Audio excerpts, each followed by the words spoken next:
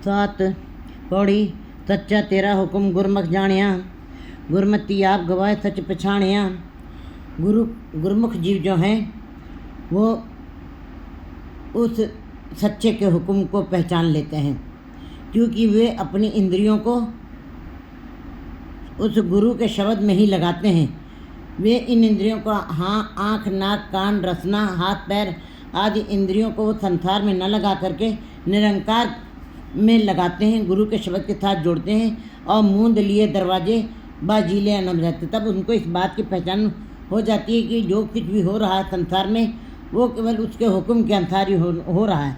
सच्चा तेरा हुक्म उस सच्चे परमात्मा के हुक्म को गुरमुख जीव पहचान जाते, क्योंकि वो पहले गुरु के घर में जन्म लेते हैं और गुरु के उपदेशों के ऊपर चलते हैं और गुरु के उपदेशों को चलते हुए उनको अपने अंदर धारण भी करते हैं, उनके अनुसार अपना जीवन कमाते भी हैं। गुरमति आप गवाए, और फिर ऐसे गुरु के शब्द के साथ नाम की कमाई करते हुए अपने अंदर से आंग भाव को ख़त्म कर देते हैं, चुका देते हैं, क्योंकि गुरु का शब्द जो है जैसे जैसे जीव जपता जाता है वैसे वैसे उसके अंदर से विकार खत्म हो जाते हैं। जैसे कुआं खोदने से पहले मिट्टी, बालू, कंकड़ आदि निकल जाते हैं जब, तो निर्मल जल की प्राप्ति होती है। उसी प्रकार जो जीव मन थे अंदर गुरु के शब्द को कमा ले जाते हैं, गुरुमुख जीव कमाते हैं और अपने हृदय से गुरु के शब्द की कमाई करते हैं, गुरु के उपदेशों को मानते हैं। इस प्रकार उनके अंदर से अहंकार का भाव खत्म हो जाता है और वो एक सच की पहचान कर लेते हैं। परमात्मा सच है, उनको इसका बोध हो जाता है, जो कुछ हो रहा है संसार में वो परमात्मा के द्वारा हो रहा है। सच तेरा दरबार शब्द निशानियाँ, और वो इस बात को उनका ज्ञान हो जाता है कि परमात्मा का दरबार ही सबसे सच्चा है और वो परमात्मा सच है, प्रकाशमान है, शक्तिमान है और कलाओं वाला है, वो अनंत कलाओं वाला है। उसका दरबार, इसकी पहचान कैसे होती? गुरु के शब्द के द्वारा। गुरुमुख जीव गुरु के शब्द को कमाते हैं और हरदम नाम का ही स्मरण उनके अंदर बना रहता है और इस प्रकार शब्द के साथ जुड़ते हुए उनके ऊपर उसका निशान बनता, मत्थे ही प्रकट किया। उनकी चाल से, उनकी उठने से, उनके बैठने से, उनके सारी क्रियाओं से पता चल जाता है कि ये गुरुमुख जीव हो गए, निशान बन जाता है। इस प्रकार सच्चा शब्द विचार सच समाणिया, इस प्रकार गुरुमुख जीव जो है सच्चे शब्द की पहचान कर लेते हैं और नाम की कमाई के साथ केवल नाम को पढ़ते ही नहीं है, सुनते ही नहीं है, सुनिया मनिया मन कीता भाव, फिर हृदय के अंदर उसको बसाते हैं, अंतर्गत तीर्थ मन के अंदर बसा लेते हैं, विचार करते हैं और फिर सच समाणिया, और अंत में वे सच में समा जाते हैं। वे 10 नाखूनों की कमाई करते हैं, हक की कमाई करते हैं और कम खाते हैं, कम सोते हैं। इस प्रकार गुरुमुख जीवों का जीवन जो है वो गुरु के शब्द के साथ जुड़ के वे उसी परम तत्व में, परम पद में समा जाते हैं। मनमुख सदा कूड़ियार परम पुलानिया, मनमुखी जीव सदा झूठ हैं, कूड़े के ढेर हैं, झूठ के साथ जुड़े हैं और कूड़ में ही कूड़ियार परम पुलानिया, भ्रमों में पड़े रहते हैं। जैसे कि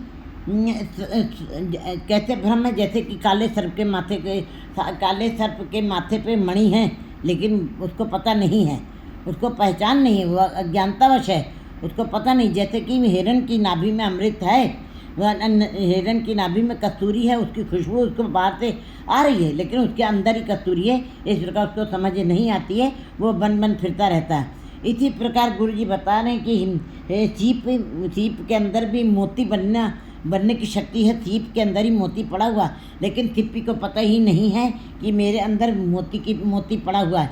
इसी प्रकार जो है गुरुमुख जीव जो हैं वो भ्रमों में ही रह जाते हैं, जबकि परमात्मा का नाम उनके अंदर ही है, हृदय के अंदर बसा हुआ है, लेकिन उनको पहचान नहीं, वो भ्रमों में पड़े रहते हैं। जैसे कि चीचड़ जो है वो चिचड़ जो है वो गाय के थनों के साथ लिपटा रहता है, दूध नहीं पीता वो केवल लहू पीता गाय का। इस प्रकार भी को मायावी जीव, मनमुखी जीव संसार में रह करके संसार रूपी कीचड़ में रहते हैं और संसार रूपी विकारों का भोग करते हैं और अंत में दुख पाते हैं। तीनों मनमुख सदा कुड़ियार परम पुलानिया, मनमुखी जीव सदा झूठ बोलते हैं, भ्रम में रहते हैं और वे भ्रम के अंदर ही भूले हुए अज्ञानतावश अपने जीवन को व्यर्थ में गंवा जाते हैं। विष्टा अंतर्वास, उनका वास सदा माया रूपी कीचड़ के अंदर ही, विष्टा के अंदर ही रहता है। विष्ठा के कीड़े विष्ठा महात्माएँ। मैले के कीड़े जो हैं कभी बाहर नहीं निकल पाते, बाकी कीड़े मकोड़े तो सब बाहर निकलते हैं, घूमते हैं धरती के ऊपर, लेकिन विष्ठा के कीड़े जो हैं वो कभी अंदर नहीं, वो पोथी के अंदर पच पच के मर जाते हैं। इस प्रकार मायावी जीवों का, मनमुखी जीवों का, जो मन को मुख रख के बात करते, जो केवल अहंकारवश अपने को ही ज़्यादा बड़ा समझते हैं और दूसरे की बड़ाई सुनना भी नहीं चाहते हैं, विष्ठा अंदर वास, ऐसे जीव जो है विष्ठा के अंदर ही वास करते हैं और साध न जाने, उनको गुरु के शब्द की शब्द स्वाद तक नहीं उन्होंने चखा, उन्होंने रचना से कभी वाहिगुरु भी नहीं कहा, उन्होंने उसका स्वाद भी नहीं चखा, हृदय में धारण करने की बात तो दूर रही। बिना नामे दुख पाए आने जाने, गुरु जी कहते बिना नाम के जीव जो है आने जाने का चक्र उनका बना रहेगा, बिना नाम के, बिना परमात्मा के याद से जुड़े हुए उनको दुख ही मिलेगा। आने जाने और आने जाने का चक्र कभी ख़त्म नहीं होगा, जन्म लेंगे मरेंगे, जन्म लेंगे मरेंगे, इस प्रकार उनका ये चक्र कभी ख़त्म नहीं होगा। दुखी दुख विष्ठा का कहते हैं, गर्भ यौन विष्ठा का वास, आवागमन का चक्र जो है कहते हैं गर्भ यौन विष्ठा का वास है।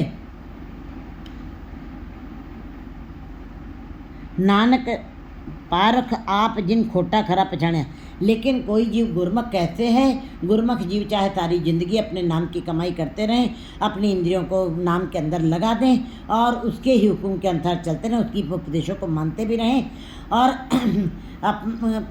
अपने जीवन को, पूरे जीवन को गुरु के शब्द के साथ लगा करके अपने मर्यादा पूर्वक जीवन भी जी के चले भी जाएं, लेकिन वो अपना रिजल्ट स्वयं नहीं बना सकते कि हम गुरुमुख बन गए हैं। अपने मुख से ये नहीं कह सकते हैं। गुरु जी बता रहे हैं, मैले अच्छे का विचार आप वर्तायती, मत को जाने जाए अज्ञे पाती।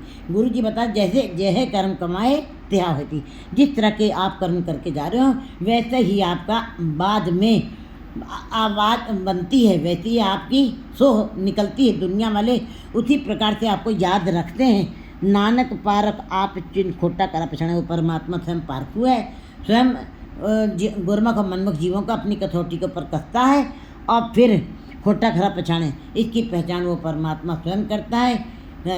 कर कर विखे सृजनहार, कोई दूसरा नहीं जान सकता है कि हम अपने कर्मों, अच्छे या बुरे कर्मों का रिजल्ट स्वयं बना लेंगे, या हम अच्छे और बुरे कर्मों की पहचान स्वयं करके अपने को उस